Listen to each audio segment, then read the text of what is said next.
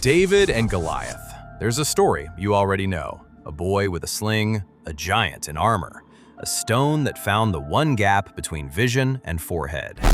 We've been telling it for 3,000 years because it contains something we desperately want to believe, that size is a vulnerability, that momentum can be reversed, that the thing everyone said was permanent was always, quietly, one good throw away from collapse.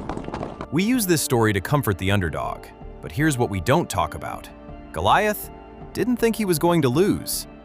He'd won before, many times. His size had always been the answer. Every time a challenger appeared, the answer was the same. More armor, more reach, more weight. When you are large enough, you stop asking whether the next challenger might be the one, because the question stops feeling relevant. This pattern has repeated itself in business with almost embarrassing regularity. Kodak invented digital photography and couldn't let go of film. Nokia dominated mobile until the smartphone made mobile mean something different. Blockbuster understood streaming and had a business model that made acting on that understanding impossible. In every case, the giant didn't lose because it was stupid. It lost because it was optimized, perfectly, expensively, irreversibly, for a world that was quietly becoming the past. Today, many software companies sit in this position, and the thing optimizing them for the past is the same thing that made them some of the most valuable companies in human history: subscriptions. In the early 2000s, the idea was simple but revolutionary. Instead of buying software on a disk, you'd rent it. Pay monthly, access it from anywhere, get updates automatically. No servers, no IT headaches. Investors loved it. Why? Because of one concept: ARR, annual recurring revenue. Software as a service, or SaaS, companies could predict future revenue with near-perfect accuracy. Customers signed multi-year contracts. Switching costs were enormous. You don't just cancel a tool your entire team has used for 7 years. All your data is in there. All your workflows are built around it. This is what people mean when they talk about a moat. SaaS companies didn't just sell software, they sold dependency, and the market rewarded them for it. Through the 2000s and 10s, SaaS valuations went parabolic. Companies were trading at 30, 40, even 50 times their revenue. The logic was, get customers now, charge them forever. Goliath was standing tall. The armor was on. Nobody could touch him. November 30th, 2022, OpenAI released ChatGPT to the public. 1 million users in 5 days, 100 million in 2 months, the fastest growing consumer product in history. But those numbers obscured something quieter and more important. People were watching a language model complete tasks, not summarize tasks, not suggest tasks, complete them. Write the email, analyze the spreadsheet, write the code, debug the code, explain the code. Tasks that had, until that moment, required a seat, a person, trained and paid and licensed to do the work, were being done, in seconds, by something that needed none of those things. At first, it was treated as a curiosity, then a productivity tool, then, and this is where the story changes, as a replacement. Not for humans entirely, not yet, but for subscriptions. David, in this story, doesn't have a face. David is not a company. David is not even an idea exactly.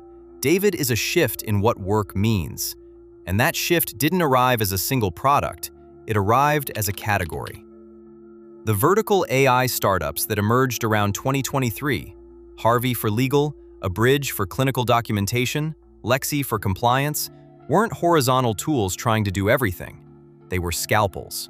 They went deep into a single workflow and replaced not just the software a human used to do that work, but the need for the human doing it. And alongside them, something even more disorienting emerged: agents. If language models were smart assistants, agents were something else entirely. Given a goal, they could pursue it across multiple tools, multiple steps, multiple hours. They didn't just draft the email. They researched the recipient, wrote 3 versions, A/B tested the subject line, and filed the response in the CRM. Overnight, automatically, 1 subscription, doing the work of a dozen. And here, right here, is where the entire ARR model begins to shiver. For a decade, venture capital had a reliable framework for evaluating SaaS companies: ARR per employee. How much recurring revenue could one engineer, one salesperson, one customer success manager generate?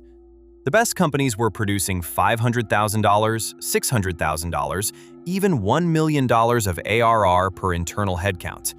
That was the metric of efficiency, the number that said a company had become something close to a machine.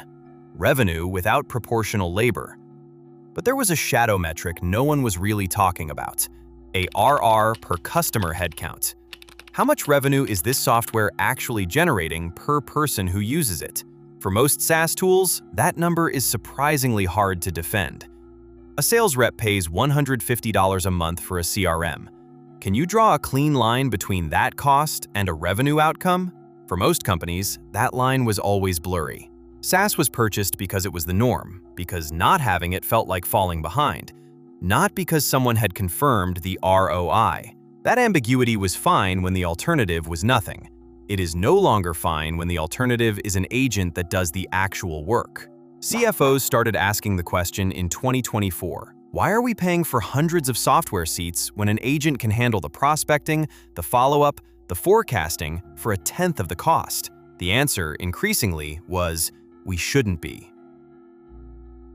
Stock markets are prediction machines, imperfect, often late, but always trying to price what a company will earn in the future.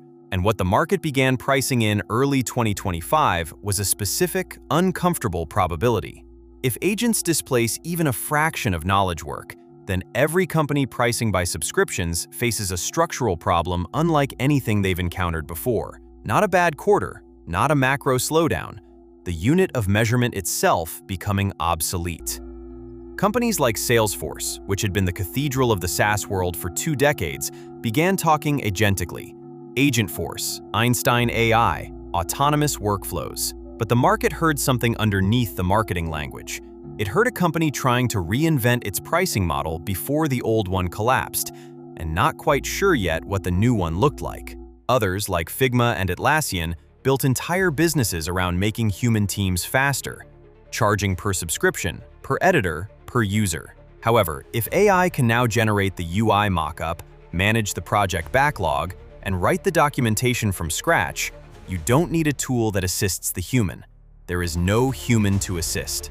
What happens then to the stock of the software company that charges per employee? The answer is not complicated. It goes down. Here's the thing. The leadership at companies like Figma and Atlassian probably saw this coming. They have seen the models. They have run the scenarios. They understand, at an intellectual level, that the seat-based model is a burning platform. But knowing and acting are different problems. Figma's entire business, the sales teams, the enterprise contracts, the renewal cycles, the upsell playbooks, is built around editor subscriptions. Every designer added to a project is a billable user. Their revenue model, their hiring plans, their investor story, all of it was engineered around the assumption that human teams would keep growing. Atlassian built the same way. More engineers means more Jira subscriptions. More teams means more Confluence licenses. Headcount growth was revenue growth. The two were inseparable. You don't flip a decade-old business model overnight. You probably can't even shift it in a year. And in the meantime, the new companies move fast. They price by outcome, by tasks completed, by workflows closed, by results delivered. They don't charge per human. They don't need to. Goliath's armor, in the end, was the problem. It was magnificent. It was expensive. It had been built over decades of successful campaigns. Every plate of it made sense. And when the stone came, fast, finding the gap the armor couldn't cover, it wasn't that Goliath was weak. It was that the armor weighed him down. There's a part of the David and Goliath story we usually skip. After the giant fell, David didn't stand there and celebrate. He picked up Goliath's sword and used the giant's own weapon to finish what the stone had started. The companies now building agents, the ones pricing by outcome, by tasks closed, they aren't doing it with tools they invented from scratch. They're doing it with the data that lived in the CRMs, the workflows mapped inside the project management software, the institutional knowledge that got uploaded, organized, and made legible by a decade of SaaS adoption. The giants built the sword. They just didn't expect to be defeated by it. The software subscription era was a remarkable thing. The ARR model built companies that genuinely changed how the world worked. It funded decades of engineering. It produced tools that made ordinary people more capable in ways that were, not long ago, unimaginable. But it was always a bet, and someone just threw the stone.